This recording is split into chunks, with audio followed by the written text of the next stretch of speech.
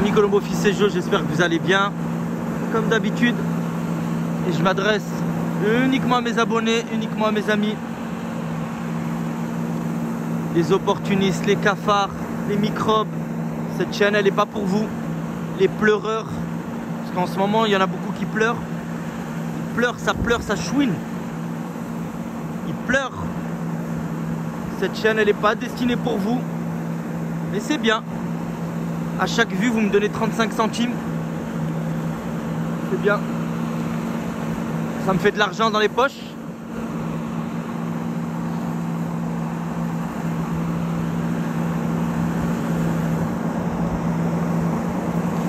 Donc amis colombophiles, ça c'est ce qui s'appelle l'entraînement dirigé. Un entraînement dirigé, donc on impose en fait un rythme d'entraînement à l'ensemble de ces pigeons. Donc la première semaine, ils ont été lâchés la semaine dernière pour la première fois. Ils ont été lâchés pour la première fois depuis août 2022. Ils n'avaient pas volé. Les 3 fois, je les ai laissés sortir, comment dire, librement, sans forcer, sans rien faire. Et là, depuis hier, ils ont ce qui s'appelle le Sky Dancer. Le Sky Dancer, c'est le bonhomme qui danse. Donc il y a un ventilateur qui permet en fait de faire monter le bonhomme le plus haut possible afin que les pigeons restent en l'air. Et on a aussi un effaroucheur.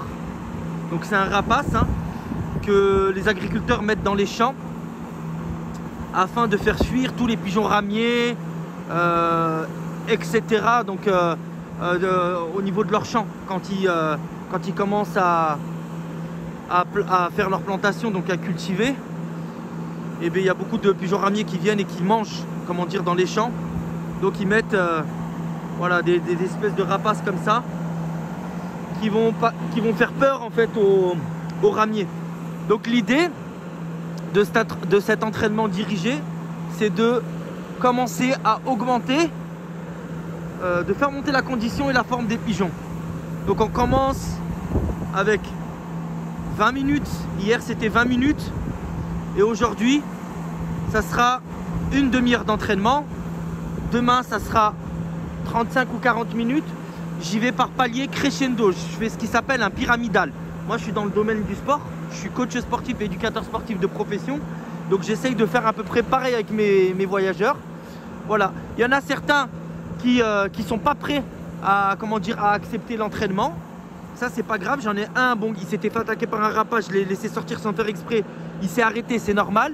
Et j'ai une petite femelle là-bas qui est un peu grasse, qui s'est arrêtée assez rapidement. Sinon tout le reste, il y a des pigeons qui sont sortis pour la première fois de leur vie, enfin des tardifs. Ils n'avaient pas volé de l'hiver, tout était enfermé. Moi chez moi, j'ai pas fait voler les tardifs pour pas les habituer dans le colombier qui était là avant, et afin qu'ils s'habituent bien dans le nouveau. Donc là maintenant tout le monde rentre bien dans le nouveau, il n'y a pas de souci. Les premières fois c'était un peu compliqué, j'en avais même 30-40 qui dormaient encore dehors. Ils dormaient encore sur le toit, donc c'était compliqué de les attraper, mais là ça va. Là maintenant c'est bon, tout le monde rentre, tout le monde s'est rentré par les Spoutniks, tout est rodé, il n'y a pas de souci. Donc voilà, l'idée en fait de cet entraînement dirigé, vous pouvez aussi le faire chez vous avec un drapeau, le drapeau de la France, le drapeau d'un pays qui vous tient à cœur, un Sky Dancer, un effaroucheur, ça peut être un sac poubelle, ça peut être, c'est uniquement pour bien faire tenir les pigeons en l'air. Voilà, donc moi je l'utilise, j'aime bien l'utiliser parce que alors effectivement quand les pigeons sont en super forme, il n'y a pas besoin de mettre un Sky Dancer ou un drapeau. Voilà, le dernier entretien qu'on a eu avec Anthony Maz en Belgique, lui il n'utilise pas de Sky Dancer, il n'utilise pas de drapeau. Beaucoup de colombophiles n'utilisent pas de Sky Dancer, ni de drapeau, ni d'aigle, ni rien du tout.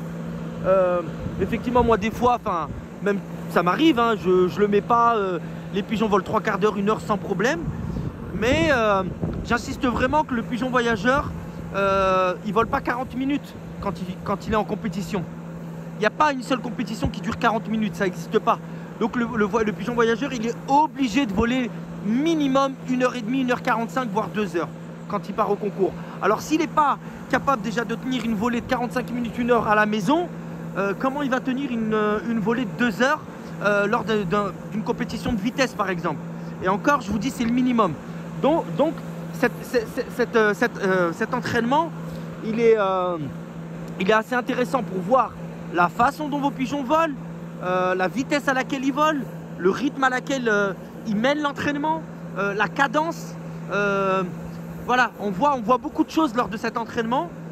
Il faut être observateur, pas être dans son colombier à gratter les casses pendant ce temps-là.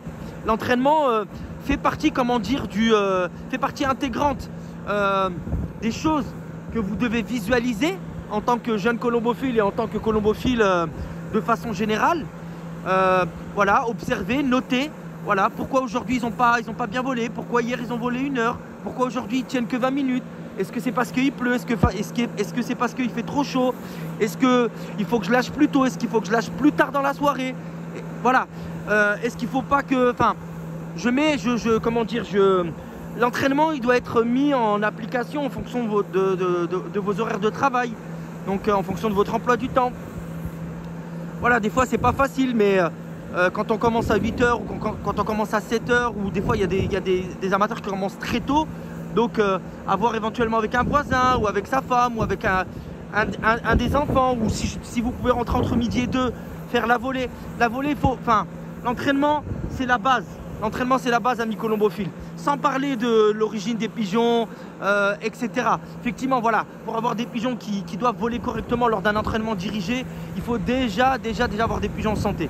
Ça, bon, on est d'accord sur ça. Mais l'entraînement, c'est la base. L'entraînement, il vous donne énormément d'indications sur comment aussi va se passer une compétition le week-end.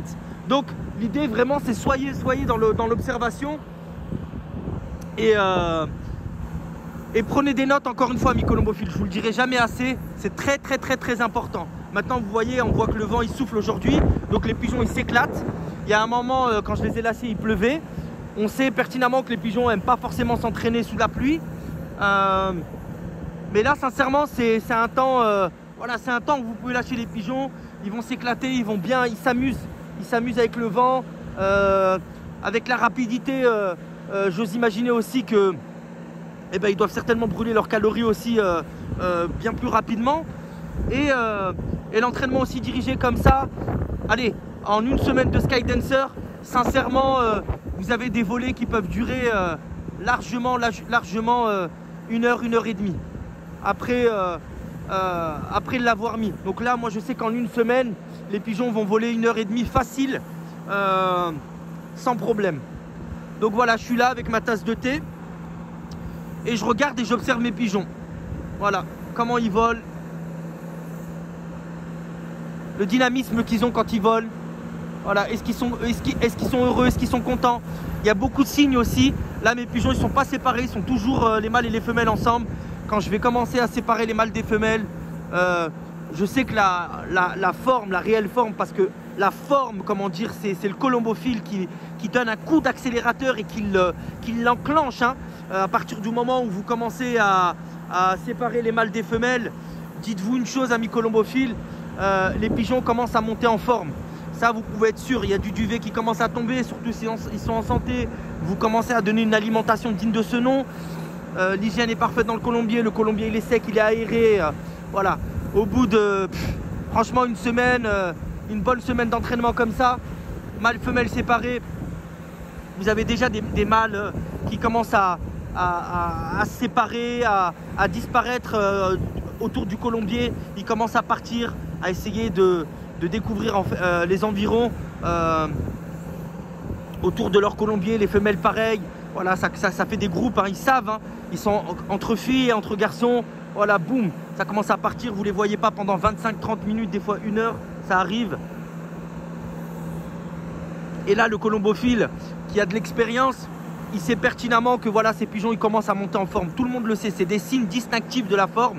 Le duvet dans les casiers, la montée de forme, les pigeons qui volent à cœur joie, ils disparaissent.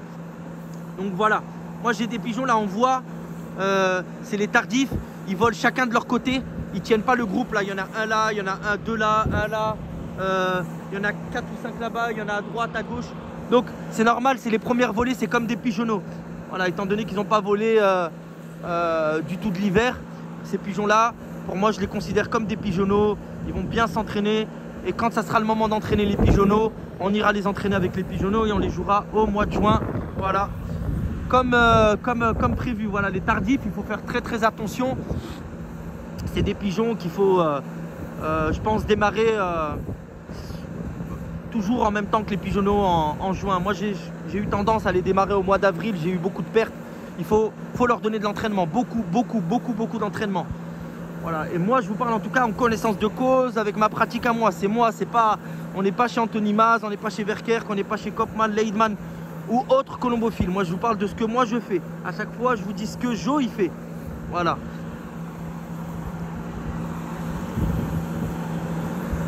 Chaque colombophile a sa méthode, chaque colombophile a sa façon de faire, chaque colombophile a sa façon de nourrir, chaque colombophile a sa façon de motiver. Il y en a qui donnent des médicaments, il y en a qui donnent pas, il y en a qui... Vraiment, je vous dis là, je le dirai jamais assez, la colombophilie, c'est un océan ami colombophile. Il y a tellement de choses à apprendre, tellement. Et c'est ça la richesse de la colombophilie. Voilà. Si seulement on pouvait nous laisser tranquilles, voilà, nous laisser nous donner à 100% dans ce sport, voilà, on nous laisse tranquilles. Voilà, moi, mon objectif, c'est de former les jeunes. J'ai envie de former les jeunes, j'ai envie de former des jeunes, des colombophiles qui sont jeunes par leur expérience. Voilà, des gars qui ont 50 ans, 60, 70 ans, c'est pas grave. Ils viennent d'arriver dans notre beau sport colombophile, c'est des gens comme ça que j'ai envie de former. Ils peuvent me contacter, c'est avec grand plaisir. Avec grand plaisir, j'adore ça moi. Former les gens, donner des conseils. Je suis pas quelqu'un d'individualiste. Je suis pas quelqu'un d'individualiste. Au contraire, il faut aider les colombophiles. Moi, ça a toujours été ma dynamique. Voilà, et encore une fois, voilà, cette chaîne YouTube, elle est uniquement pour mes abonnés, elle est uniquement pour les gens qui me suivent. Je vois pas, sincèrement, je comprends pas les cafards, les microbes, tous ceux qui viennent regarder cette chaîne.